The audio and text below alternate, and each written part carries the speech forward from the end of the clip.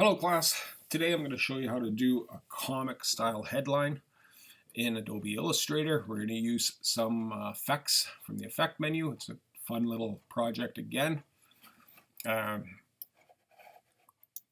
So we're going to start off just with a standard 8.5 by 11 inch letter size page.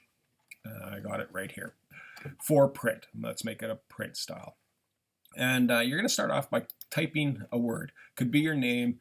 Can be, I'm going to use the word Superman just to keep the comic theme going here. And all caps. You don't want to have any descenders. Descenders are anything like the bottoms of small letter or non-capital Y, etc. Anything that falls down in this area here. So, just going to use the word Superman for myself. And I'm going to change the size. I'm going to go up to about 48. And I'm going to use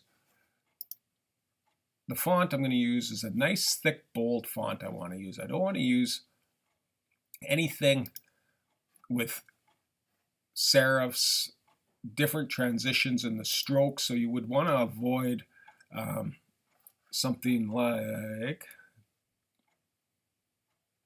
let's say, anything that's like that. Don't use, oh, how come it didn't change?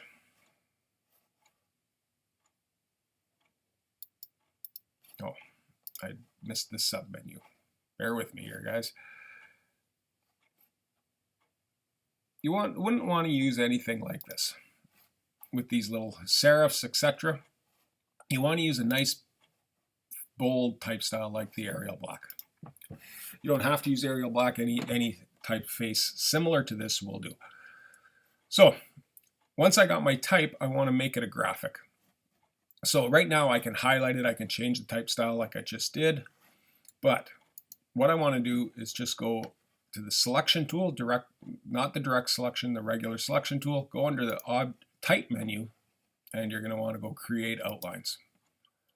Now once you've created this outlines, you can't change the type style anymore, but you can stretch the type however you want. You can kind of edit it a little bit, get it to where you want it to be. So there we have, I like this where it's at right now. I stretched it down a little bit just to make it appear a little bit more narrow. Each character is a little bit more narrow. Next, I'm going to take the fill and I'm going to make the fill yellow and the stroke red. So I'm going to bring out my swatches. And it says they are out. Where are my swatches? There they are, off screen. Okay, so there's my swatches. I'm going to change the stroke, or sorry, the fill to yellow and the stroke to red. Now I'm done with my swatches. I'm just going to put them aside. And then the next step is just go to the effect menu, go 3D, extrude and bevel. If you hit preview, you'll see what happens.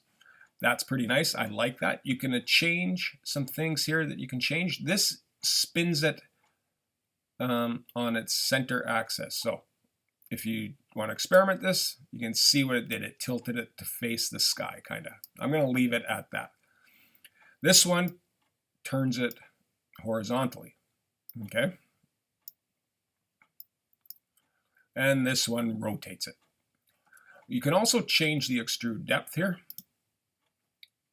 So you can go a little insane with it. You can see that's a lot. I'm going to leave this down to 50. Oh, I didn't want that.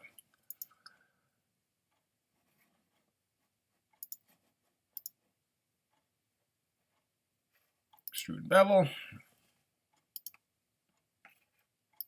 Okay, so when you get it to where you like it with those settings, you'll notice the original blue outline shows up, right?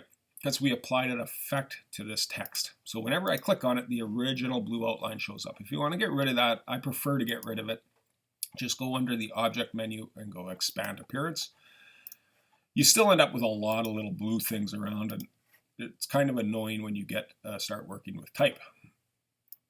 The next thing I want to do is I want to just apply another effect to this. So I'm going to select the object and I'm going to go under the effect menu and I'm just going to use some warp techniques. I'm just going to use the arc. Experiment with these again. that's a little extreme. I'm just going to bend it slightly. So I'm just going to go 14%. And I want it to flare out like it's bigger maybe. So let's just see what, like that.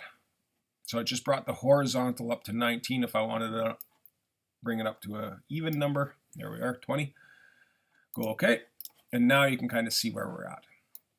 And again, you can go expand appearance to make it fit, to make the blue outline fit the graphic. I like where it's at with that, so I would be done with it. Then you can go just under the object menu to crop it. Artboards, fit to artboard bounds. And you can see it's kind of close. I want to create a little bit of margin around it. So I'm going to just manually change my artboard. I'm just going to go document setup under the file menu. I'm going to go edit artboard. And I'm just going to stretch these out a little bit more here. There we are. So that would be ready to save. So what I would like you to do is try this on your own. When you send it to me, please send it to me as a PDF. It opens real quick for me on my end. So you would just go File, Save As, change the format to Adobe PDF, put your name in it, please, and then hit the Save button and email me back what you come up with.